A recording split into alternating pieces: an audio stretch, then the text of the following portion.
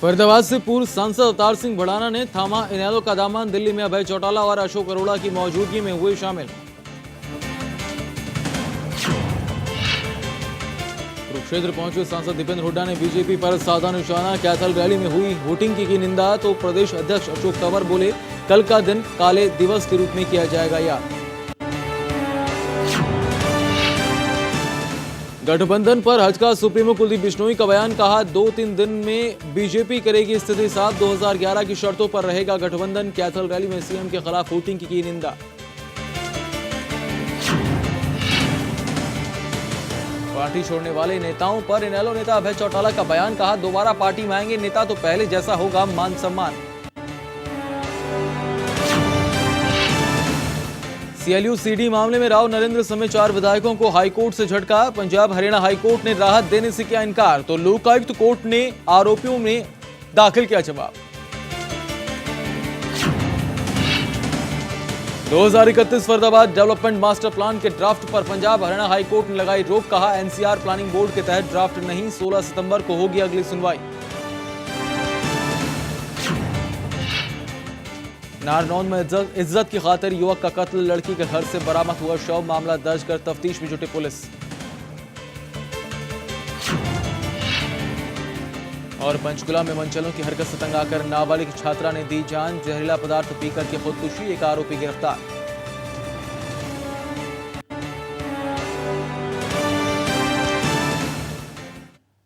नमस्कार, फोकस हरियाणा में आप सभी का स्वागत है। आपके साथ मैं हूं सूर्यकांत बरथवाल। कांग्रेस के पूर्व सांसद अवतार सिंह भड़ाना इनेलो में शामिल हो गए हैं। अभय चौटाला और अशोक अरोड़ा की मौजूदगी में भड़ाना इनेलो में शामिल हुए। भड़ाना ने कहा कि ताऊ देवीलाल ने 27 साल पहले उनको जो रास्ता दिखाया था उसी रास्ते पर चलते हुए वे जनता की सेवा करेंगे। गौरतलब है कि भड़ाना कांग्रेस के टिकट पर 3 बार फरीदाबाद और 1 बार मेरठ से सांसद रह चुके हैं। 2014 में लोकसभा चुनाव में उन्हें हार का सामना करना पड़ा। हाल ही में उन्होंने कांग्रेस में अनदेखी का आरोप लगाते हुए पार्टी को छोड़ दिया। चौधरी देवीलाल जी ने मेरी अपने घर में वापसी हो रही है। मैंने पूरा अपना जीवन ईमानदारी से लोगों के लिए दिया है। राजनीति अपने और अपने परिवार के लिए नहीं की। चौधरी देवीलाल जी ने जो रास्ता दिखाया था किसान और गरीब और मजदूरों के लिए, उस राह पर चलने के लिए मैं फिर इनेलो पार्टी या मैं कहूँ चौधरी देवीलाल के अपने उस परिवार के बीच आया हूँ। और मैं चाहूँगा कि जो चौधरी देवीलाल जी ने मुझे रास्ते दिखाए थे, हरियाणा में जिस तरीके का उन्माद, जिस तरीके का भाई से भाई को लड़ाना, हुड्डा ने कोई कसर बाकी नहीं छोड़ी।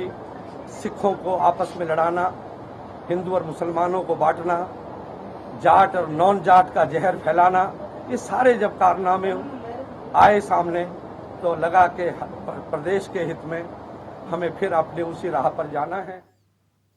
और इस दौरान अवतार सिंह भड़ाना से खास बातचीत की हमारे संवाददाता जितेंद्र चौधरी ने। कांग्रेस से दामन छोड़ करके आज इनेलो का दामन थामा है, इसको लेकर के आपसे जानना चाहेंगे क्या मुख्य वजह रही इतने लंबे समय कांग्रेस के साथ काम करने के बाद? देखिए, जब कांग्रेस में लगा हमें कि हमारा सम्मान भी सुरक्षित नहीं रह गया है, ऐसी सूरत में कांग्रेस में काम करना हमारे लिए मुश्किल हो गया था। और हमने पूरे देश में और समाज से ये पूछा, जिस तरीके से हुड्डा ने कांग्रेस को बर्बाद करने का काम किया, हमारे पार्लियामेंट्स के मेंबरों को, कांग्रेस के उम्मीदवारों को हरवाने का काम किया और बीजेपी के साथ सांठगांठ की, तो उससे लगा कि अब हमें वो कांग्रेस बची नहीं है, सिर्फ यहाँ हुड्डा कांग्रेस रह गई है।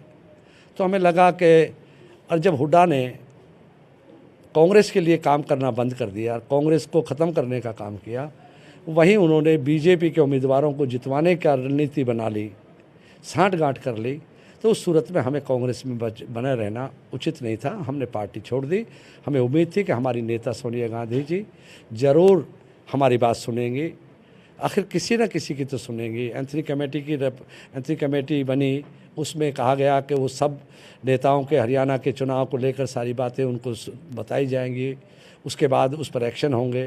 मतलब सब कुछ ऐसा ही रहा। मैं जब मेरा दम घुटने लगा और मैंने अपनी नेता से पूछा कि ऐसी सूरत हो चुकी है, ऐसी सूरत में हमें कांग्रेस ख़त्म हो चुकी है, हुड्डा कांग्रेस में हम काम नहीं कर सकते हैं।